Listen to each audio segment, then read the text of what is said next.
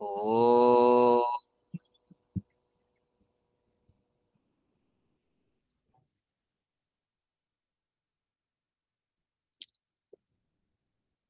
ఆధ్యాత్మిక జ్ఞాన గంగ సత్సంగానికొచ్చినటువంటి ఈశ్వరీయ భక్తులందరికీ నా హృదయపూర్వక నమస్తే. అలాగే ఈ వీడియో చూస్తున్నటువంటి యూట్యూబ్‌లో ఈ ఛానెల్‌లో చూస్తున్నటువంటి వారందరికీ కూడా నా హృదయపూర్వక నమస్కారములు. ఎవరైతే ఇలా వేదమును వింటున్నారో, చూస్తున్నారో వారందరూ కూడా చాలా అదృష్టవంతులు. అలాగే వారు కేవలం వినడం వల్ల ఏ ప్రయోజనము ఉండదని గుర్తుపెట్టుకోవాలి. అయితే విన్న తర్వాత వారేం జేయాలి ప్రయోజనం కలగాలంటే ఆచరించాలి. ఆచరించడం కోసమే ఈ ఛానల్ పెట్టాము. యూట్యూబు, ఈ యొక్క గూగుల్ మీట్ ద్వారా ఈ యొక్క ఋషుల యొక్క వాణి వినిపిస్తున్నాం. ఎందరో మహనీయులు వారి వారి జీవితములను త్యాగం జేసి, వారి సుఖాలను వదులుకొని, వారు కేవలము మానవుల యొక్క కళ్యాణం కొరకు తమ ప్రాణములను గూడా లెక్క చేయకుండా బలి అయినటువంటి మహనీయులు ఎందరో ఉన్నారు. అటువంటి మహానుభావులందరికీ గూడా మనమందరం గూడా స్మరించుకోవాలి. ఎంతో వాళ్ళకు కృతజ్ఞులమై ఉండాలి. ఎందుకంటే వారేగిన మనకు ఈ విధంగా జ్ఞానం అనేది ఇవ్వకపోయి ఉంటే, ఈరోజు మనమందరం గూడా కళ్ళుండి గూడా గుడ్డివాళ్ళంగా ఉండేవాళ్ళం. ఎప్పుడు జ్ఞానం లేదో అప్పుడు అందరూ గుడ్డివాళ్ళతోనే సమానం. ఈ ప్రపంచంలో మరీ ముఖ్యంగా ఇంత అధునాతనమైనటువంటి టెక్నాలజీ పెరిగినప్పటికీ కూడా ఎంతో సంతోషకరమైనటువంటి విషయం ఇది. టెక్నాలజీ పెరగడం అనేది. అయినప్పటికీ గూడా ఇన్ని పరికరాలు, ఇంత సదుపాయాలు పెరిగినప్పటికీ ఎక్కడే గాని మూఢ విశ్వాసాలు పోలేదు. ఎందుకు పోలేదంటే వాళ్ళు వేదంను చదవడం లేదు. వేదమును విశ్వసించడం లేదు. వేద ధర్మాన్ని ఆచరించడం లేదు. కాబట్టి ఈ మూఢ విశ్వాసాలనేవి మరీ ముఖ్యంగా అందరి లోపల గూడా దండిగా వ్యాపించిపోయినాయి. ఆ మూఢ విశ్వాసాలు జాతి వినాశనానికి కారణమని జెప్పి ఋషులందరూ చెప్తున్నారు. జాతి అంటే మానవుని అంతా ఒక జాతి. మానవులందరూ పతనమైతారు మూఢ విశ్వాసాలుండడం వల్ల. కాబట్టి మూఢ విశ్వాసాలంటే ఎవరో చెప్పారు, మేము నమ్మాము, ఆచరిస్తున్నాం అంతే. అరె! సత్యమా? అసత్యమా? ధర్మమా? అధర్మమా? ఆలోచించాలి కదా కనీసం. ఆలోచించి నువ్వు అది సత్యమైనప్పుడు దాన్ని స్వీకరించు. యాక్సెప్ట్ చెయి. అది అసత్యమైనప్పుడు దాన్ని యాక్సెప్ట్ చేయాల్సిన అవసరం లేదు. అవతల ఎవరైనా చెప్పని. కాబట్టి మనం అందరం కూడా ఈ మూఢ విశ్వాసాలు మా ప్రయత్నము మా ఛానల్ ద్వారా మహర్షి దయానంద సరస్వతి కలలు కన్నది గూడా మనుషుల్లో మూఢ విశ్వాసాలు పోవాలి. ఆ ఉద్దేశ్యంతోనే ఈ ప్రయత్నం అంతా చేస్తున్నాం. కాబట్టి మీరు మూఢ విశ్వాసాలు వదులుకొని, అలాగే వదిలిన తర్వాత మీరు ఏం జేయాలి? ఖాళీగా కూర్చొని ఆటలాడుకోవడం గాదు. టైమ్ పాస్ చేయడం గాదు జీవితం. సత్కర్మలు చేయాలి. పుణ్యకర్మలు చేయాలి. లోకహిత కార్యములు చేయాలి. కేవలం నీ కుటుంబం, నీ పరిధి గిరగీసుకోవద్దు. వసుధైవ కుటుంబం అని చెప్పి వేదం చెప్తుంది. వసుధైక కుటుంబం. అంటే మొత్తం విశ్వమంతా గూడా ఒక కుటుంబం అని చెప్తుంది. కాబట్టి అందరి కోసం శ్రమించాలి. ఎవరో ఒకరు ఏ పండిత వెంకటేశ్వర శాస్త్రో, ఏ గోపదేవ శాస్త్రో, ఇంకా ఎవరో కొందరే బలి కావాల్సిన అవసరం లేదు. అందరూ శ్రమిస్తే కొందరి మీద భారం పడదు. అందరూ సోమరులైనప్పుడు కొందరి మీద భారం పడుతుంది. కుటుంబంలో కూడా అంతే. ఎవరో ఒక్కరు బాగా కష్టపడుతుంటారు. నలుగురు ఊరికే కూర్చొని తింటుంటారు. ఆ ఒక్కడు బలైపోతాడు. తన జీవితమంతా కుటుంబం కోసం ధారపోస్తాడు. మిగతా నలుగురంతా సోంబేర్లై ఉంటారు. భారతదేశమంతా ఈ విధంగా పతనమైపోయింది. ఎక్కడ జూడు పని పాట లేకుండా ఊరికే కూర్చొని తినేవాళ్ళే దండిమందున్నారు. ఈళ్ళందరూ భూమికి భారం. ఈళ్ళందరికీ ఇక్కడ శిక్ష లేదు. ఈ చట్టాలు బాగలేవు. ఈ దేశ చట్టాలు బాగలేవు. సోమరులకు శిక్షలు లేవు ఇక్కడ. కానీ పరమాత్మ వ్యవస్థలో చాలా భయంకరమైన శిక్షలున్నాయి సోమరికి. పరమాత్ముడు చండశాసనుడు. ఎవ్వరి మీద గూడా దయ చూపడు. ఎవరు? ఇటువంటి సోమరుల మీద, సోంబేర్ల మీద, ఆ! సత్కర్మలు చెయ్యని వారి మీద పరమాత్మ దయ చూపడు. పరమాత్మ దయ కేవలం విద్వాంసుల మీద ఉంటుంది. అలాగే శ్రేష్ఠ కర్మలు, లోకహిత కార్యములు చేసేటటువంటి అంటే లోకహిత కార్యములంటే యజ్ఞములు చేసేవారి యందు పరమాత్మ కృప ఉంటుంది, దయ ఉంటుంది. మిగతా వారు విధవలకు, సోంబేర్లకు పరమాత్మ దయ చూపడు. వాళ్ళు రోజు పతనం చెందుతూనే ఉంటారు. రోజు నాశనం అవుతుంటారు వాళ్ళు. నాశనం అంటే రోజు క్షీణించిపోతుంటారన్నమాట. డౌన్ అయితుంటారు వాళ్ళు. వాళ్ళకు ఉత్సాహం ఉండదు. ఆనందం రాదు. సుఖం ఉండదు. శాంతి ఉండదు. కాబట్టి అందరూ కూడా ఈ యొక్క మా ప్రయత్నం ఒకటే గుర్తుపెట్టుకోవాలి. ఈ యూట్యూబ్ ఛానెల్‌లో మేము ఇప్పటివరకు దాదాపు ఒక 1700 వీడియోలు చేశాం. ఆర్య సమాజం 3 రోడ్ల సెంటర్, మూరగుడి, జమ్మలమడుగు ద్వారా. మహర్షి దయానంద సరస్వతి ఏదైతే చెప్పాడో, తన సాహిత్యం ద్వారా సమస్త ప్రపంచానికి తెలియజేశాడో, అదే యాజ్ ఇట్ ఈజ్‌గా ఇప్పుడున్నటువంటి వాళ్ళకు కూడా కొంతమందికి కొన్ని విషయాలు అర్థం కాకపోవచ్చు. పుస్తకాలు చదివేటటువంటి అవకాశం ఉండకపోవచ్చు. తద్వారా ఇప్పుడు ఈ టెక్నాలజీ పెరిగింది కాబట్టి, టెక్నాలజీ అందరి చేతుల్లో సెల్ ఫోన్స్ వచ్చాయి కాబట్టి, ఆ సెల్ ఫోన్‌లు ఎప్పుడు పట్టుకుంటారు కాబట్టి, అందులో ఆ వీడియోలు చూసేటప్పుడు మావి కనపడుతుంటాయి చూస్తారు. చూసి ఏదో కొంతన్న జీవితంలో మార్పు తెచ్చుకొని, జీవితాన్ని ఉన్నతం వైపు నడుపుకుంటారని మేము చేసేటటువంటి ఈ చిన్న ప్రయత్నం. కాబట్టి అందరూ కూడా ఏది వింటారో దాన్ని తక్షణమే ఆచరించే ప్రయత్నం చేయండి. చెడును వెంటనే వదలాలి. మంచిని వెంటనే గ్రహించాలి. ఆలస్యము చేయకూడదు. ఆలస్యం చేస్తే అమృతం కూడా విషమైతుంది. తర్వాత ఈరోజు మనం భగవంతుని ప్రార్థనా మంత్రము అందరూ కూడా ఇంతవరకు విన్నది మీకు అర్థమైందమ్మా?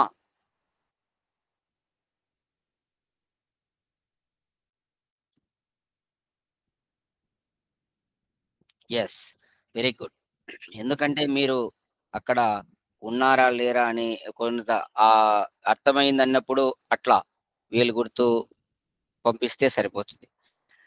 తర్వాత ఆహ్, మధ్యలో మనకు క్లాసు లేకపోవడానికి ప్రధానమైన కారణం ఏం లేదమ్మా. మేము సమాజంలో శని, ఆది ప్రోగ్రామ్స్ ఉంటాయి. అందుకోసమయ్యి ఆ కార్యక్రమాల్లో బిజీ ఉండడం వల్ల క్లాస్ ఉండదు అంతే. వేరే ఏం కాదు. అందరూ గుర్తుపెట్టుకోండి. శ్రీనివాసులు గారు ఆ చెయ్యిని ఆఫ్ చేసుకోండి ఇంకా.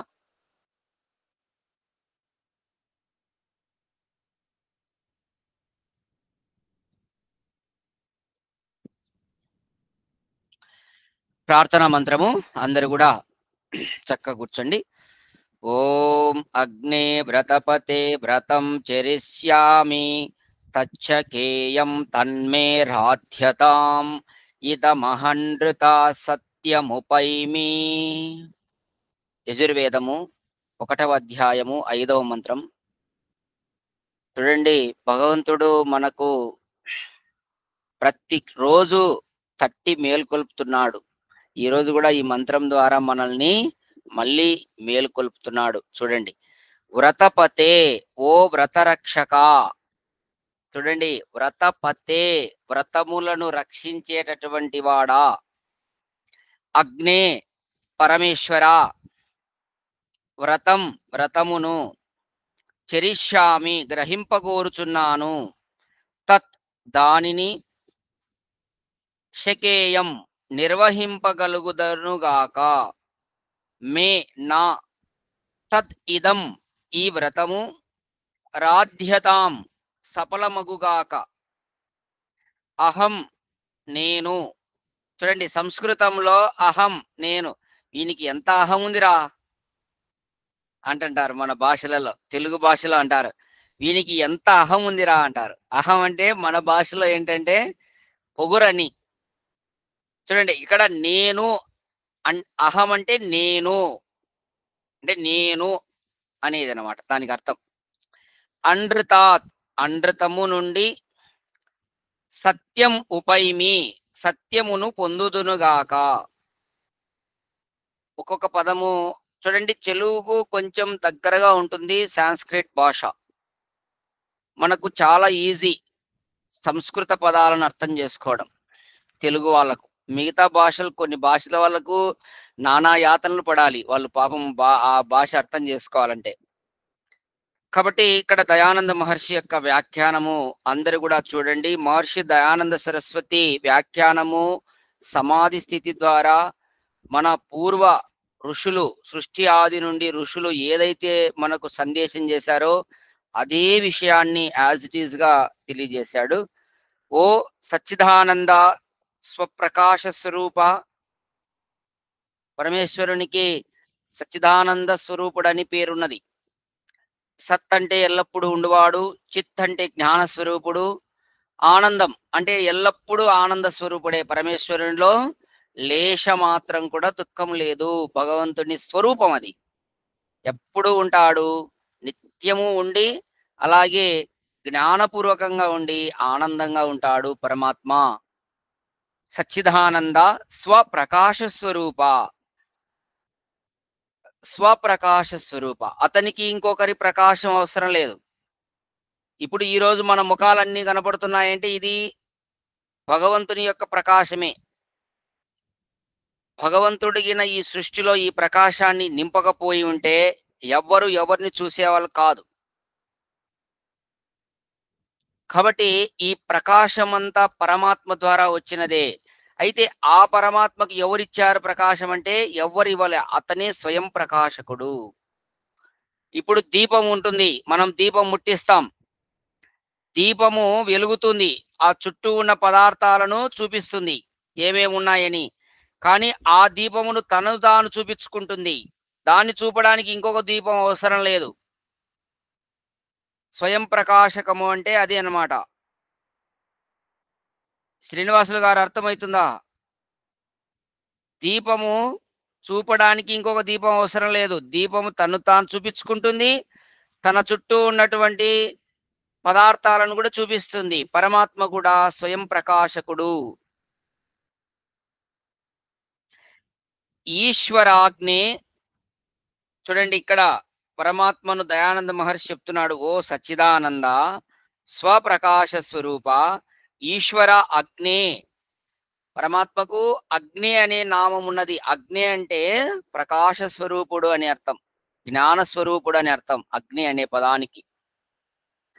అగ్నే బ్రహ్మచర్యము, గార్హస్థ్యము, గార్హస్థ్యం అంటే గృహస్థము. ఈ గ్రాంధిక పదాలు కొన్ని అట్లే రాస్తుంటారు గురువులు గారు, మనం అర్థం చేసుకోవాలి. గార్హస్థ్యము అంటే గృహస్థము, వానప్రస్థము, సన్యాసము, మున్నగు వ్రతములను పాలింతును. చూడండి, ఈ 4 వ్రతాలు, బ్రహ్మచర్య ఆశ్రమం కూడా ఒక వ్రతం, గృహస్థాశ్రమము వ్రతమే, వానప్రస్థాశ్రమం వ్రతమే, సన్యాసాశ్రమం వ్రతమే. 4 ఆశ్రమాలు వ్రతాలేవి. పరమాత్ముడి వేద మంత్రంలో చెప్తున్నాడు చూడండి. మున్నగు వ్రతములను నేను పాలింతును, నీవు కృపతో వానిని సఫలము చేయుము. భగవన్, నీవు కృపతో నేను పాటించే ఈ వ్రతాలను సఫలము చేయుము అంటే నిర్విఘ్నము చేయకూడదు. వాటిని నెరవేర్చు.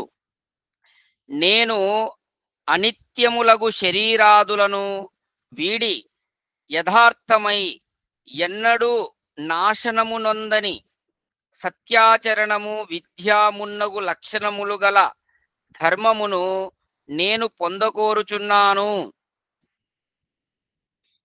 చూడండి, ఇక్కడ మనకు అవిద్యను దూరం చేస్తున్నాడు పరమాత్మ ఈ మంత్రం ద్వారా.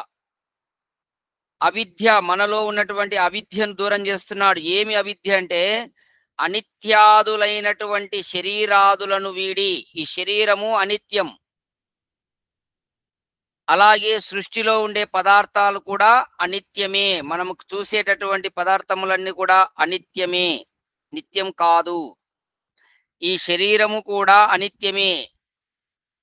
నిత్యమని ఎవ్వరు చెప్పరు. నిత్యమని అందరికీ తెలుసు, అందరికీ తెలుసు ఇది అనిత్యమని. నిత్యమని ఎవరు చెప్పలేరు కూడా. ఎందుకంటే అందరూ, మన పెద్దలందరూ ఎవరు లేరు ఇప్పుడు, ఒక్కొక్కరుగా వెళ్ళిపోతున్నారు అందరూ. కాబట్టి నేను అనిత్యములగు శరీరాదులను వీడి, అంటే దీని నుంచి బయటికి వచ్చి యథార్థమై ఎన్నడూ నాశనము నొందని సత్య ఆచరణము. చూడండి, సత్యాచరణము ఎన్నడూ నాశనము పొందదది. నాశనం లేనిదటువంటిది సత్యాచరణం. సత్యాచరణం అంటే మనం వేదం ప్రకారం జీవించాలి. వేదమే సత్యం, సత్యమే వేదం. కాబట్టి ఎన్నడూ నాశనము పొందని సత్యాచరణము విద్య మున్నగు లక్షణములు గల ధర్మమును నేను పొందకోరుచున్నాను. అంటే మనము ఏదైనా పని చేస్తే దానివల్ల, చూడండి గమనించాలి ఇక్కడ, అది విద్యాపూర్వకమై ఉండాలి, ధర్మమై ఉండాలి, సత్యమై ఉండాలి. అటువంటి దాన్ని నేను కోరుచున్నాను. నా కోరికను సఫలము చేయుము. నేను సభ్యుడను. చూడండి, ఇక్కడ భగవంతునికి మనము ప్రార్థన చేస్తున్నాం. నేను సభ్యుడను అంటే సభ్యత కలవాడిని, అంటే మంచి డిసిప్లిన్ కలవాడిని అని అర్థం. సభ్యత ఉండాలి ప్రతి మానవుడికి. ఎట్లా పడితే అట్లా అసభ్యకరంగా మాట్లాడడము, అసభ్యకరంగా ప్రవర్తించడము, ఎవరితంటే వారితో అట్లాంటివి చేయకూడదు. సభ్యత ఉండాలి. నేను సభ్యుడను, విద్వాంసుడను, సత్యాచరణ కలవాడనై భక్తితో నిన్ను సేవించు ధర్మాత్ముడను అగుదునుగాక. ఈ విధంగా పరమాత్మను ప్రార్థన చేస్తున్నాడు. ఎందుకు ప్రార్థన చేస్తున్నాడు? పరమాత్మ వ్రత రక్షకుడు. ఎవరు వ్రతములను ఈ విధంగా ఒక బలంగా తీసుకొని, వ్రతాన్ని తీసుకొని ఎవరైతే నిష్ఠగా దాన్ని పాలిస్తుంటాడో పరమాత్మ ఆ వ్రతాన్ని రక్షిస్తాడు. అంటే వాళ్ళని అందరినీ రక్షిస్తాడు. వ్రతాలు తీసుకొని ఆచరణ చేసే వారందరినీ కూడా పరమాత్మ రక్షిస్తాడు. అది అతని యొక్క స్వభావం, అది పరమాత్మ స్వభావం, వ్రతరక్షకుడు. కాబట్టి మనం అందరం కూడా ఇక్కడ వేదం ద్వారా చెప్పినటువంటి వ్రతాలన్నిటినీ తెలుసుకొని ఆ వ్రతాలను మనం పాటించడానికి ఈ విధంగా మనము ఒక సంకల్పాన్ని తీసుకోవాలి. ఇక్కడ అదే విషయాన్ని చెప్తున్నాడు. నేను విద్వాంసుడను, అలాగే సత్యాచరణ కలవాడనై భక్తితో నిన్ను సేవించు ధర్మాత్ముడను అగుదునుగాక. ఇది ఒక వ్రతం. సంకల్పం తీసుకోవడం, నేను ధర్మాత్ముని కావాలి, అలాగే విద్వాంసుడను కావాలి, సత్యాచరణ పరుడును కావాలి అని వ్రతం తీసుకొని భగవంతుని ప్రార్థిస్తున్నాడు. కాబట్టి ఇక్కడ మీరు కూడా అందరూ చూసేవాళ్ళు, లైవ్ లో ఉన్న వాళ్ళు కూడా అందరూ వ్రతం తీసుకోండి. ఈ విధంగా నేను విద్వాంసుని కావాలి, యథార్థమైన విద్యను తెలుసుకోవాలి, సత్యాచరణ పరుని కావాలి, అలాగే ధర్మాత్ముడను కావాలి, సభ్యుడను కావాలి. సభ్యుడు అంటే మంచి సభ్యత కలవాడిని కావాలి అని వ్రతం తీసుకొని భగవంతుని ప్రార్థించి ఆ విధంగా మనము మన జీవితాన్ని గడపాలి. మన జీవితంలో అంతా వ్రతమయమై ఉండాలి. కాబట్టి ఇక్కడ పరమాత్ముడు ఏం చెప్తున్నాడు?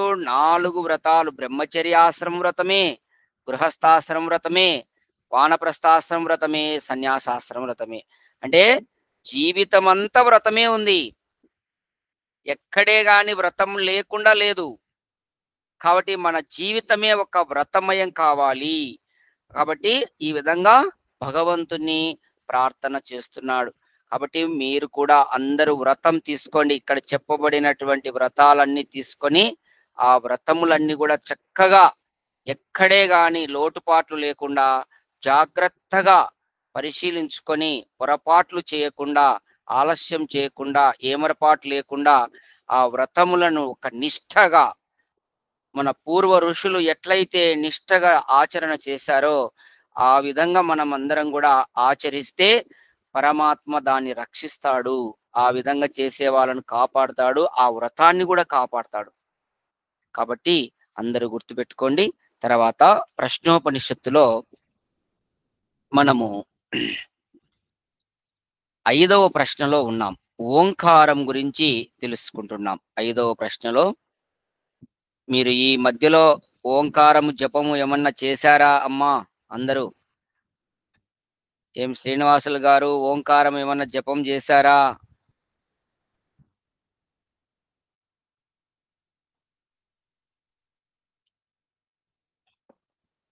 చేస్తున్నాం గురించి. ఎస్ ఎస్ మా, ఎందుకంటే మనము చెప్పుకుంటున్నాం ఎంతో అదృష్టం ఇది.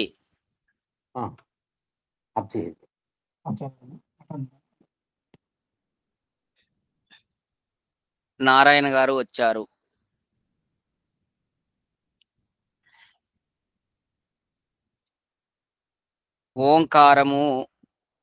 ఓంకారములోనే 4 వేదముల యొక్క సారం ఉన్నదని చెప్పేసి ఋషి తెలియజేస్తున్నాడు. ఈ ఓంకారం వల్ల మనకు జ్ఞానము కలుగుతుంది అనే విషయంగా తెలియజేస్తూ, అలాగే ఇంద్రియ నిగ్రహము కలవాడై బ్రహ్మచర్యమును విడువక సత్యవ్రతుడై ఉండనగును. ఇవి బ్రహ్మ ఉపాసకునకు ఈ గుణములు అత్యంత ఆవశ్యకములు. చూడండి, మనం బ్రహ్మను ఉపాసించాలి అంటే ఊరికే ఏదో బుద్ధి పుట్టినట్టు ఎక్కడంటే అక్కడ తిరిగి వచ్చి కూర్చోవడం కాదు. ఇంద్రియ నిగ్రహం కలిగి ఉండాలి. బ్రహ్మను ఉపాసించు వాడికి ఇంద్రియ నిగ్రహం లేనివాడు బ్రహ్మను ఉపాసించలేడు. ఇది ఎలిజిబుల్లో ఉన్నటువంటివి ఇవన్నీ. ఇప్పుడు డిఎస్సి ఎగ్జామ్ రాయాలి, ముందు టెట్ పాస్ కావాలి, బీఈడి అర్హత ఉండాలి, డిగ్రీ పాస్ అయి ఉండాలి. ఇవన్నీ ఉంటేనే అతను డిఎస్సి రాయగలుగుతాడు. అట్లనే ఈ బ్రహ్మను ఉపాసన చేయాలనుకున్న వాడికి ముందు ఇంద్రియ నిగ్రహం ఉండాలి.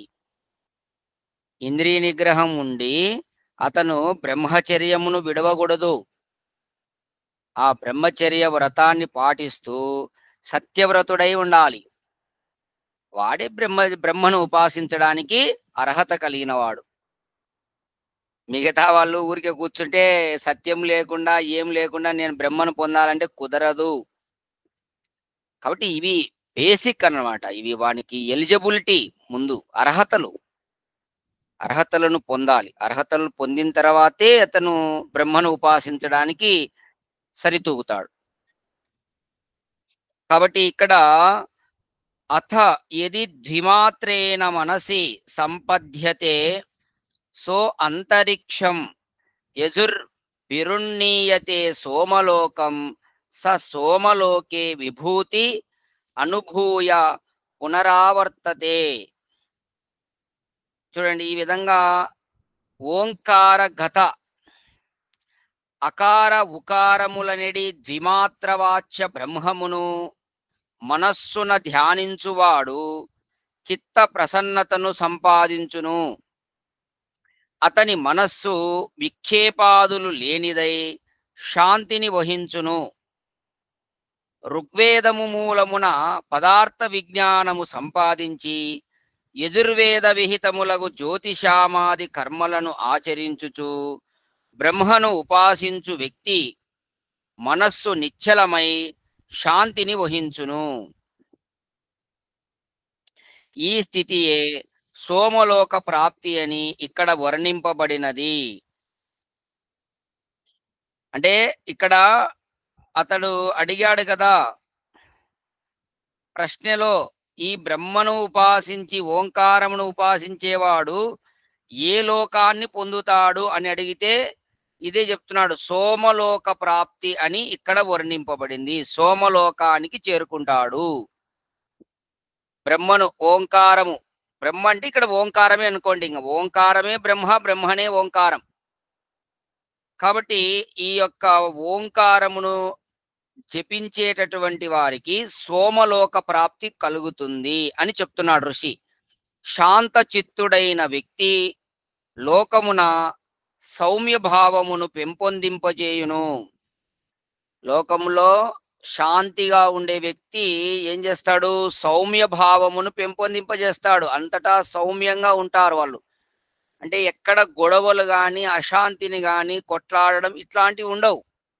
శాంత చిత్తుడు, అట్లా సౌమ్య భావం అంటే అంత ప్రేమ భావం ఉంటుంది, స్నేహపూర్వకంగా వ్యవహారం నడుస్తూ ఉంటుంది. అది పెంపొందింపజేస్తాడు. ఎవరు? శాంత చిత్తుడైనటువంటి వ్యక్తి. శాంత స్వభావుడై మెలగును, విశిష్ట సుఖములను అనుభవించును. భౌతిక సంపదలు ఎన్ని ఉన్నను చిత్తశాంతి లేని మనుజుడు అంతగా సుఖింపజాలడు. చూడండి, స్పష్టంగా ఋషులు ఏ కాలంలోనే చెప్పారు. నువ్వు ఎంత భౌతిక సంపదలన్నా ఉన్ని చిత్త శాంతి లేని వాడికి సుఖం ఉండదని చెప్తున్నాడు. ఎంత పెద్ద సావుకారైనా గాని, ఎన్ని సంపదలు, భౌతిక సంపదలు ఎన్నన్నా ఉండని, అతడికి చిత్తము శాంతి లేనప్పుడు ఆ వ్యక్తి సుఖింపజాలడు. ఇది లోక విదితమే. ఇది మనం అందరం కూడా చూసాం, లోక విదితమే. మొన్ననే మీరు రీసెంట్ గా కూడా సోషల్ మీడియాలో చూసి ఉంటారు. మన భారతదేశ నెంబర్ 1 కోటీశ్వరుడు ముఖేష్ అంబానీ కొడుకు, అతను ఏదో ఒక మీడియా దాంట్లో మాట్లాడుతూ స్పీచ్ ఇచ్చాడు. నాకు అన్నీ ఉన్నాయి కానీ ఆరోగ్యం లేదు, నేను చాలా సఫర్ అవుతున్నాను అని చెప్పాడు. అంటే భౌతిక సంపదలు అన్నీ ఉన్నప్పటికీ కూడా శాంతి లేదు. అది మనం ఎక్కడైనా చూస్తూనే ఉన్నాం, ఇదందరూ మనకు కూడా తెలుసు. కావున ద్విమాత్రో ఉపాసకుడు జ్ఞానవంతుడై శుభకర్మలను ఆచరించుచు బ్రహ్మమును అధికముగా ఉపాసించువాడు స్వస్థచిత్తుడై సుఖము అనుభవించునని భావము. ఇక్కడ ద్విమాత్రోపాసకుడు అంటే అకారము ఉకారములనేటి ద్విమాత్రావాచ్య బ్రహ్మమును, అంటే ఇక్కడ అకారం అంటే ఏం చెప్పబడింది? ఋగ్వేదం అని చెప్పబడింది. ఉకారం అంటే యజుర్వేదంగా చెప్పబడతా ఉంది. అంటే ఋగ్వేదము ద్వారా పదార్థ విజ్ఞానం సంపాదించి తద్వారా శుభకర్మలను చేస్తూ, యజుర్వేదం ద్వారా ఉత్తమ కర్మలను, లోకహిత కర్మలను చేస్తూ ఆ వ్యక్తి అట్లా ఆచరణ కలిగి బ్రహ్మను ఉపాసించువాడు.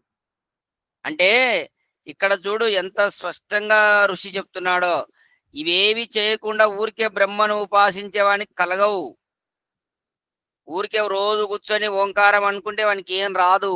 వాడు ఋగ్వేదం చదవాలి, ఋగ్వేదములు చదివి పదార్థ విజ్ఞానం పొందాలి. పదార్థ విజ్ఞానం పొందడం అంటే ఏంది? జీవులు, ప్రకృతి, పరమాత్మ, వీటికి సంబంధించినటువంటి పదార్థ జ్ఞానమును పొంది తద్వారా యజుర్వేదములో పరమాత్మ చెప్పినటువంటి శ్రేష్ఠ కర్మలను ఆచరిస్తూ ఓంకార ధ్యానం, ఓంకారం ఆ విధంగా భగవంతుని ఉపాసన చేసేటటువంటి వానికి ఈ సోమలోక ప్రాప్తి కలుగుతుంది అని చెప్తున్నాడు. అతనే లోకములో సౌమ్య భావమును పెంపొందింపజేస్తాడు, శాంత స్వభావుడై మెలుగును, విశిష్టమైన సుఖాలను అనుభవించును. ఎన్నో సుఖాలను అనుభవిస్తాడు. అంటే పై రెండు చేయకుండా ఉట్టి ఓంకారం ధ్యానం చేస్తుంటే ఏం రాదు. నీవు జ్ఞానము పొంది ఉత్తమ కర్మలు చేస్తూ బ్రహ్మను ఉపాసించాలి. అది ఋషి తెలిపినటువంటి సత్యం, అందరూ తెలుసుకోవాల్సింది. చాలా మంది ఊరికే కూర్చొని రోజు ఏం చేయకుండా ఆ కాశీలోనో ఎక్కడో ఒక చోట కూర్చొని నువ్వు ఉత్తమ కర్మలు ఏం చేయకుండా ఓంకార ధ్యానం చేస్తే నీకు ఏం రాదు, నువ్వు శాంతి పొందలేవు. అదే ఇక్కడ చెప్పబడతా ఉంది. కాబట్టి ఈ విధంగా జ్యోతిషోమాది కర్మలను ఆచరించుచు, అదే అన్నమాట. జ్యోతిషోమాది అంటే, జ్యోతి అంటే మంచి ప్రకాశపూర్వకమైన కర్మలు, ఉత్తమ కర్మలు, శుభకర్మలు. అటువంటి కర్మలను ఆచరించుచు బ్రహ్మను ఉపాసించు వ్యక్తి మనస్సు నిశ్చలమై, ఇంకా మనస్సులో చంచలం ఉండదు, నిశ్చలమై శాంతిని వహించును. అటువంటి వ్యక్తి నిశ్చలుడై శాంతిపూర్వకంగా ఉంటాడు. అతనే విశిష్టమైన సుఖాలను పొందుతాడు. భౌతిక సంపదలు ఎన్ని ఉన్నా గాని ఇటువంటి సుఖాలను పొందలేడని చెప్పి ఋషి స్పష్టంగా చెప్తున్నాడు. కావున ద్విమాత్రో ఉపాసకుడు జ్ఞానవంతుడై శుభకర్మలను ఆచరించుచు బ్రహ్మమును అధికముగా ఉపాసించువాడు స్వస్థచిత్తుడై సుఖము అనుభవించునని భావము. చూడండి, అందరూ కూడా దీన్ని బట్టి మీరు అందరూ అర్థం చేసుకోండి. ఉత్తమ కర్మలను చేస్తూ భగవంతుని ఉపాసించాలి, జ్ఞానం పొందాలి. జ్ఞానమును పొంది ఉత్తమ కర్మలను చేస్తూ భగవంతుని ఉపాసించాలి. ఊరికే కూర్చొని ఓం ఓం అనుకుంటే ఏం రాదు, అది శాంతి పొందలేవు. కాబట్టి ఇక్కడ ఆ విధంగా శుభకర్మలను ఆచరించుచు బ్రహ్మమును అధికముగా ఉపాసించువాడు, మళ్ళా రోంత కాదు, మంచి కర్మలను చేస్తూ జ్ఞానం పొంది అధికంగా ఉపాసించువాడు. అధికంగా అంటే ఎప్పుడు సమయం దొరికితే ఓం రక్షక అని ధ్యానం చూస్తుంటాడు. వాడు ఉత్తమ కర్మలు చేసేది అయిపోయింది అనుకోండి, సమయం ఉంది, ఓంకార ధ్యానంలో ఉంటాడు. వాళ్ళకు వీళ్ళకు ఫోన్ చేయడు, వాళ్ళకు వీళ్ళకు కాలక్షేపం ఎవరు దొరుకుతారా అని రొంచెపు కూర్చొని వ్యవహారం పెట్టడానికి కూనుకోడు. ఎప్పుడు బ్రహ్మను ఉపాసన చేయడానికి రెడీగా ఉంటాడు అన్నమాట, ఉత్సాహంగా ఉంటాడు బ్రహ్మను ఉపాసన చేయడానికి. అట్లా అధికంగా ఉపాసన చేసేటటువంటి వాడు స్వస్థ చిత్తుడై, స్వస్థ అంటే మంచి శుభం కలిగినటువంటి చిత్తుడై, స్వస్థం అంటే ఆరోగ్యం అని, అంటే మంచి చిత్తుడై, ఆరోగ్యకరమైన చిత్తుడై అంటే మలినము లేనటువంటి వాడై, అటువంటి చిత్తుడై సుఖము అనుభవించునని భావము. అటువంటి వాడు సుఖం అనుభవిస్తుంటాడు. స్వస్థ చిత్తుడైనటువంటి వాడు సుఖం, అతి సుఖం అంటే ఏది ఒక ఊరికి ఒక పదార్థం తిని పొందేది కాదు సుఖం అంటే. ఆ సుఖం మనం పొందాలి. పరమాత్మ చెప్పే దివ్య సుఖం ఉందే, ఈ సుఖాన్ని మనం పొందాలి. స్వస్థ చిత్తుడైనటువంటి వాడు పొందే సుఖం ఉందే, అది మానవుడు పొందాలి. అది భావం. ఆ స్థితి నుండి తొలగినప్పుడు సాధారణ వ్యక్తి అగును. ఇది ఏ చంద్రలోకము నుండి తిరిగి వచ్చుట. ఇక్కడ అదే అన్నమాట. మళ్ళీ మనము ఆ స్థితి నుండి మళ్ళీ మనం బయటికి వచ్చినాం అనుకో, మళ్ళీ మామూలు మనుషుల మాదిరి ఉంటాం, ఆ సుఖాన్ని మళ్ళీ పొందలేం. అది మళ్ళా చంద్రలోకం నుండి తిరిగి వచ్చిన సోమ అంటే ఇక్కడ చంద్రుడిగా చెప్తున్నాడు. సోమలోకం అంటే ఇదే చంద్రలోకం అని, అంటే శాంతి అని. మొత్తానికి శాంతిని పొందడం, సుఖమును పొందడం, దాన్నే సోమలోకము చంద్రలోకంగా చెప్పబడతా ఉంది. కాబట్టి అది మనకు కావాలి. అక్కడి నుంచి మళ్ళా ఆ సుఖం నుంచి మళ్ళా వ్యవహారికంలోకి మామూలుగా మనం వచ్చినామనుకో, ఆ సుఖం ఉండదు. కాబట్టి ఈ విధంగా ఈ లోకం బ్రహ్మను ఉపాసించేటటువంటి వాడు ఈ సోమలోక ప్రాప్తి అంటే చంద్రలోక ప్రాప్తిని పొందుతాడు. అదే చంద్రలోక ప్రాప్తి అంటే సుఖంగా ఉండడం అని. ఏది స్వస్థ చిత్రుడై, నిర్మలమైనటువంటి మనస్సు కలవాడై, నిశ్చల మనస్కుడై పొందుతాడు. అది మనం ఈరోజు ఉపనిషత్తులో తెలుసుకున్నాం. కాబట్టి మీరందరూ కూడా ఈ ఉపనిషత్తులో ఈ 5వ ప్రశ్నలో ఇక్కడ ఈ ఓంకార పదవాచ్యమైనటువంటి బ్రహ్మమును ఉపాసించువాడు ఏ లోకమును పొందుతాడంటే ఈ చంద్రలోకమును పొందుతాడనే విషయం మనం తెలుసుకున్నాం. చంద్రలోకం అంటే శాంతి సుఖము అని మనము ఇక్కడ తెలుసుకున్నాం. ఆ శాంతి సుఖం కూడా ఎలాంటి ఆచరణ కలిగిన వాడై ఉండాలి అనే విషయంగా తెలుసుకుంటున్నాం. ముందు అతనికి బ్రహ్మ ఉపాసకుడికి కొన్ని అర్హతలు చెప్పాడు. ఇంద్రియ నిగ్రహం ఉండాలి, సత్యవ్రతుడై ఉండాలి, బ్రహ్మచర్యమును పాటిస్తుండాలి. అటువంటి వ్యక్తి ఋగ్వేదం ద్వారా జ్ఞానమును పొంది తద్వారా యజుర్వేదం ద్వారా శుభకర్మలను ఆచరిస్తూ బ్రహ్మమును అధికంగా ఉపాసిస్తూ ఉన్నటువంటి వ్యక్తి ఈ విధంగా సోమలోకము అంటే శాంతి సుఖము పొందుతాడు. అది ఈరోజు మనం తెలుసుకున్నటువంటి సారాంశము. కాబట్టి ఈ వీడియో ద్వారా మీరు చూస్తున్నటువంటి వారు కూడా జ్ఞానమును పొందండి. ముఖ్యంగా శుభకర్మలు చేయండి. మళ్ళీ ఈ శరీరం మీకు ఎప్పుడు వస్తుందో ఎప్పుడు పోతుందో ఎవరికి తెలియదు, ఎవరికి గ్యారెంటీ లేదండి. ఉన్నప్పుడే ఈ శరీరంతో నేను ఏం చేయాలి, ఎన్ని కర్మలు చేయాలి, ఎన్ని ఉత్తమ కర్మలు చేయాలి, ఎంత సమయం నా శరీరాన్ని ఉత్తమ కర్మలు చేయడానికి వాడాలి. బద్ధకం సోమరితనాన్ని వదులుకోండి. వదిలి ఈ ఉదయం లేవడంతో ఎన్ని శుభకర్మలు ఈ రోజు నేను చేశాను అని ఆ రోజు నైట్ అన్ని ఒక డైరీలో రాసుకోండి.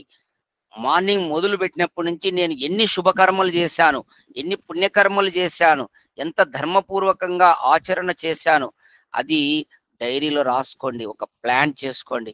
అట్లా రోజు సింహావలోకనం అంటారు.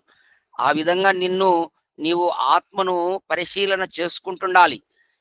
అట్లా చేసుకున్నప్పుడు తప్పులు సాల్వ్ అయిపోతాయి. తొందరగా మీరు తప్పులు చేయరు ఇంకా. ఎందుకంటే మీరు తప్పు చేసినప్పుడు డైరీలో రాయాలి కదా, కనపడుతుంది. అరే నేను తప్పు చేశానే, మంచి పని చేయలేదే. అప్పుడు మీరు తప్పులు వదులుకుంటారు. రోజు రోజుకి మంచి పనులు పెరుగుతాయి. కాబట్టి ఆ విధంగా శుభకర్మలలోనే మనకు సుఖం ఉంది. గుర్తుపెట్టుకోండి.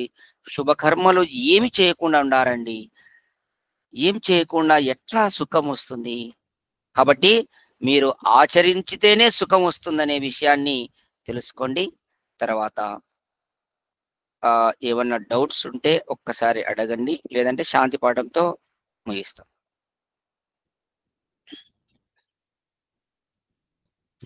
ఒకవేళ డౌట్స్ లేవంటే చేయి గుర్తు బటన్ పైకి లేపండి, అది కొట్టండి.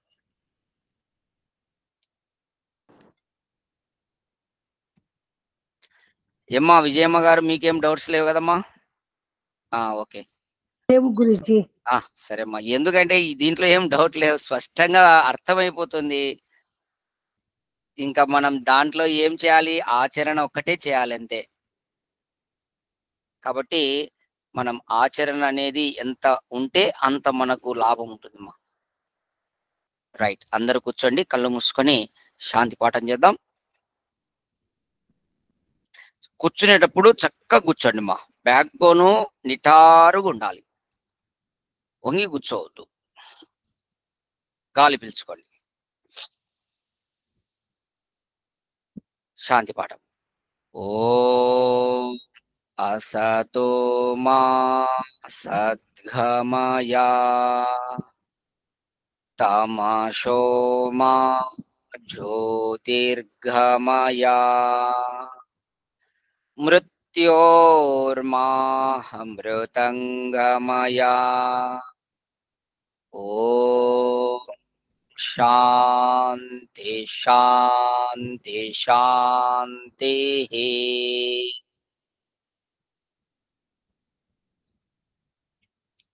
ఓం.